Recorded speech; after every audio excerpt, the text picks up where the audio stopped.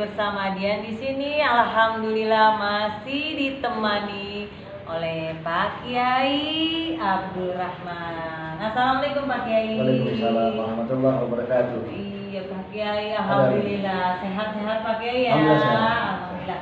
Pak Kiai minta waktunya sebentar. Dia mau nanya nih Pak Kiai. Kan kita dikit lagi mendekati bulan suci Ramadan. Betul. Ya. Nah, di sini dia mau bertanya nih Pak Kiai, apakah kalau misalnya di bulan suci atau fleksibel ya Pak Kiai ya. Kalau untuk di Islam itu untuk kayak pacaran atau dalam konteks misalnya kayak masih ABG cinta-cintaan lah Pak Kiai. Itu kalau dalam konteks Islamnya sendiri seperti apa ya Pak? Baik. Bahwa sesungguhnya Ibu Dian, terima kasih banyak. Dari sisi pandang secara logika agama itu tidak ada istilah pacaran. Yang ada hanyalah apabila seseorang laki-laki suka kepada wanita, maka dia satu harus bertanya kepada temannya, bagaimana sih itu wanita yang saya suka itu, bagaimana akhlaknya, bagaimana. Kedua, tanya kepada familinya atau saudaranya. Maka dalam hal itu dihukumkan orang yang berpacaran meskipun dengan alasan cinta itu tetap dihukumi haram. Sebab apa? Karena dua lain jenis itu ada pintu-pintu setan yang menyebabkan seseorang terjerumus ke dalam zina. Zina mata, pandangan. Zina menikmati wanita dengan pandangan adalah hawa nafsu. Nah, maka cinta itu jika harus kita ekspresikan dengan secara proporsional. Kalau kita cinta kepada Allah, tentu kita harus mempunyai bukti etika. Bagaimana cara kita beribadah kepada Allah? Cinta gak sama Allah? Cinta. Kalau begitu, turuti apa yang Allah mau. Perintahnya kerjakan, larangannya jauhkan. Itu bukti cinta. Bagaimana saya cinta kepada Rasulullah? Harus tahu bagaimana sejarah beliau, siapa orang tua beliau, bagaimana beliau budi pekertinya. Sebab kalau kita kepada Rasulullah, kita harus mencontoh apa yang kita contoh, yaitu tentang akhlakul karimah. Kita kembali kepada masalah yang dia tanyakan, bahwa cinta dalam pandangan agama Islam itu dihukumi haram. Kalau toh kita ingin suka sama suka, wajar. Sebab diri kita masing-masing adalah punya rasa suka. Tapi bagaimana kita cara menyalurkan suka itu sesuai dengan pandangan Islam? Satu, kita tanya, saya katakan tadi, kita tanya siapa sih si fulan itu? Siapa sih Anissa itu? Apakah dia baik agamanya atau bagaimana ibadahnya? Itu. Nah, setelah sudah setuju, maka tumbuhlah cinta. Daripada nanti berlama-lama 1 tahun 2 tahun pacaran, tentu ini pasti akan ada pintu-pintu setan yang menghembuskan pintu zina. Nah, terjadilah berbagai macam fenomena di masyarakat. Nah, itu perlu saya garis bawahi bahwa cinta itu, berpacaran itu dilarang. Cinta itu harus, karena kita harus berhubungan satu dengan lain antara wanita dan laki-laki. Demikian. Oh iya, berarti untuk deket-deketan itu ya sebenarnya dikategorikan dalam Islam itu seperti pacaran, jalan bareng ya Pak Kiai ya. Untuk zaman sekarang nih Pak Kiai ya, seperti itu sebenarnya memang diharamkan ya Pak Kiai ya, secara konteks Islamnya ya Pak Kiai. Iya, ya. betul. Jadi memang terkadang kita ini, contoh zaman saya kecil, Mbak Dian, saya tuh kalau orang tua saya cari saya nasihatin jangan dekat-dekat sama anak perempuan, karena kita tidak tahu apa yang kita berbuat di sana. Karena siapa orang, kata Nabi, siapa orang yang berbodohan dari jenis, maka ketiganya adalah setan. Temannya setan ya Pak Kiai. Ketiga setan. Oh, ketiganya itu. Artinya ya? apa? Setan bisa dari wanita, setan juga bisa buat laki-laki. Siapa yang mengawasinya? Nggak ada. Benar. Orang tua kan, apalagi fenomena zaman sekarang ini Mbak Dian.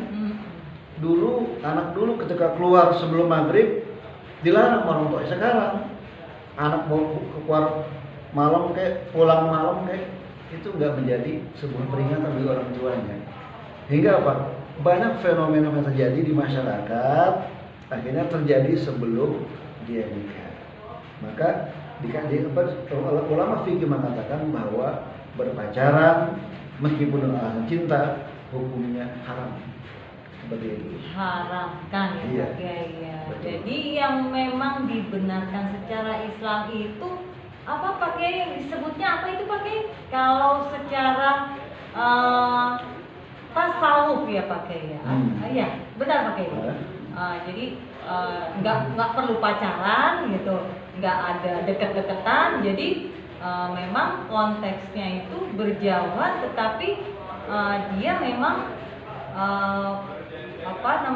sudah jodoh. Itu gimana ya Pak Kiai konteksnya? Begini, kalau ada dua lawan jenis saling suka, belum tentu dinamakan cinta. Gitu. Belum tentu. Nama lawan jenis Allah ciptakan, kata Allah, Inna khalaqnakum min dzakarin wa untha. Allah berfirman seperti itu, kami jadikan dua jenis yang berbeda, satu laki-laki, satu perempuan. Artinya apa? Allah ciptakan makhluk ini berpasang-pasangan. Tidak ada laki-laki suka laki-laki, pun sebaliknya. Tetapi zaman sekarang itu menjadi tren di mana-mana. Ini pelanggaran secara normatif bahwa Islam itu sangat melarang seperti itu. Nah, untuk membendung itu, maka Islam memberikan sebuah etika proporsional. Kalau Anda ingin cinta kepada anak perempuan, satu kata Nabi, kerja dulu. Kerja dulu, cukup. Apa kata Rasulullah SAW? Manis ya ma'asyarah syabab, manis tata'a minkumul ba'ah falyatazawwad. Hai anak muda, apabila engkau mempunyai kesukaan kepada lawan jenismu, maka cukupkanlah nafkah lahirmu. Apa itu? Bekerja. Saya kumpulin nanti kan saya besar, nanti saya harus menikah. Dia bekerja. Mampu nafkah lahiriah, cukupkan mental. Kalau dua-duanya cukup, bah itu artinya dalam hadis Nabi dimaknai cukup lahiriah, mental juga cukup. Baru kata Nabi apa? Falyatazawwaj, maka nikah. Bukan pacaran bukan. Bagaimana seandainya Rasulullah kami belum dapat jodoh?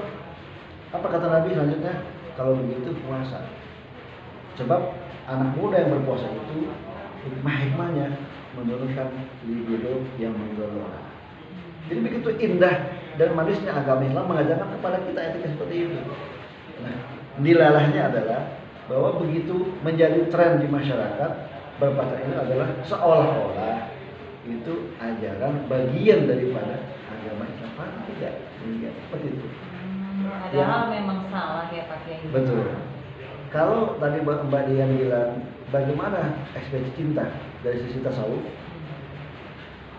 kalau seandainya cinta itu ditujukan kepada wilayah tasawuf, maka apapun yang diberikan oleh sang pencinta, enak atau tidak enak, kita terima.